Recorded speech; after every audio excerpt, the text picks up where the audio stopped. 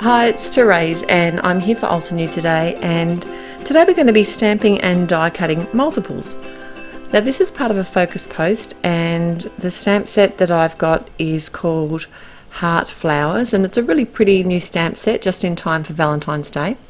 And what I've got here is the coordinating dies, and they did actually come with a couple of little leaf images that were within the flowers. So what I've done first is actually cut those leaves away from the die, the center of the dies, and left all the main flower shapes in place and attached to each other. Now I've laid that down in my MISTI tool with the cutting side down, and then got the coordinating stamps, laid them on top, and then I've just picked it up with the MISTI lid. So this is a really quick and easy way to be able to stamp out multiples of a flower and also die cut multiples at the same time. It's a great time saver, especially this time of year when things are hotting up and none of us have any spare time for anything much at the moment. I'm using 3 different colours for my base of my flowers today. The first one was Sea Breeze, this one is Citrus Burst, and the final one that'll come in is Coral Berry, which is a really pretty sort of pinky red colour. It's quite a deep colour.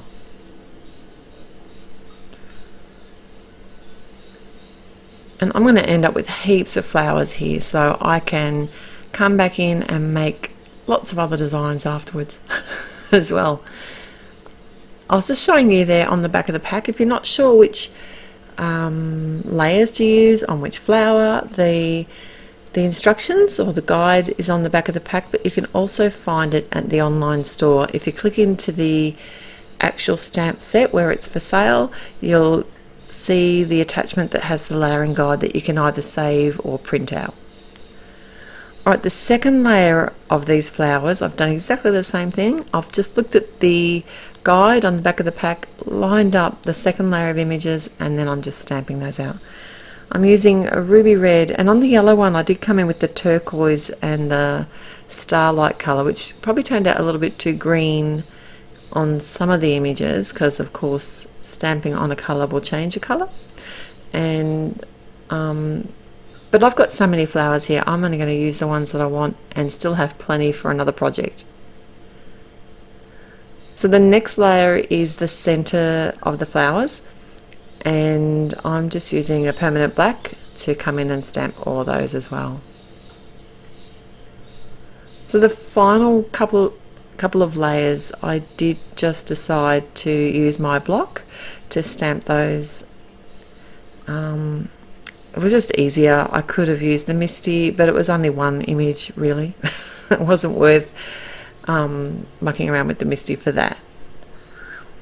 But of course, if you weren't confident in using a block and stamping, a MISTI would work just as well.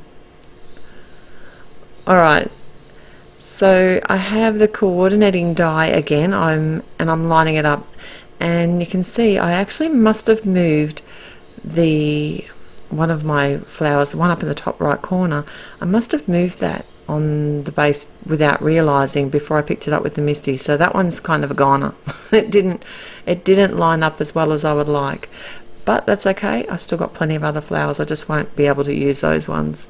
And of course, because I stamped them all out at the same time, they're all the same.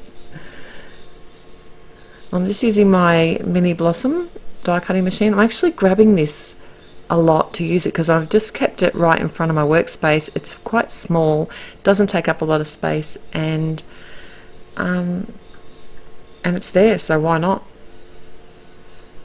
I did also stamp some of the leaves out in the olive ink and just using the die cuts to cut those out, but I won't make you sit through all of this because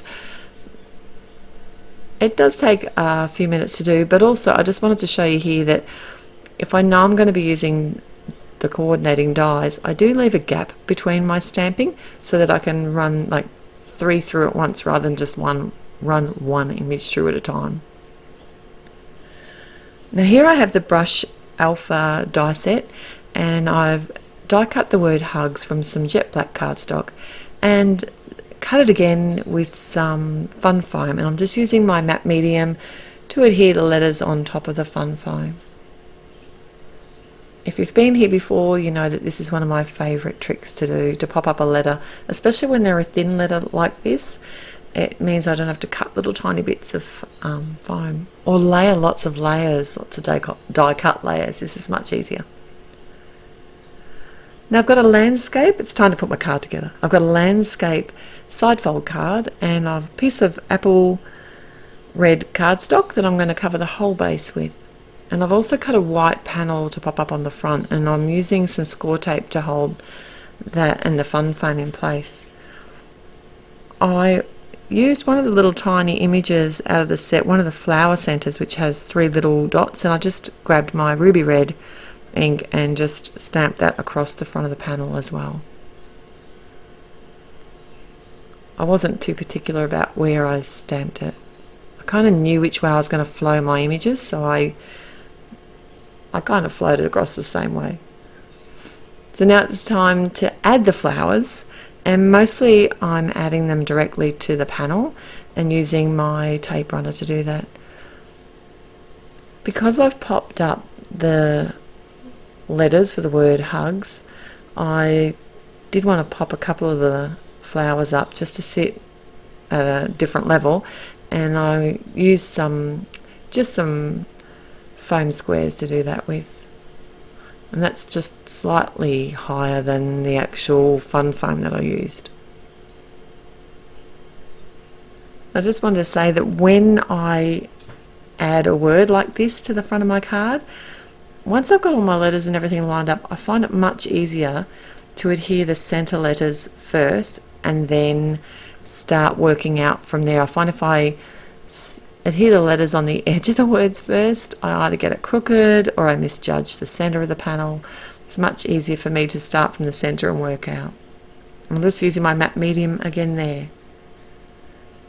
Like I said, this is actually a focus post at Altenew, and if you head through the link below, it'll take you to the blog where it will show the other 2 cards that I've made using this heart flowers set.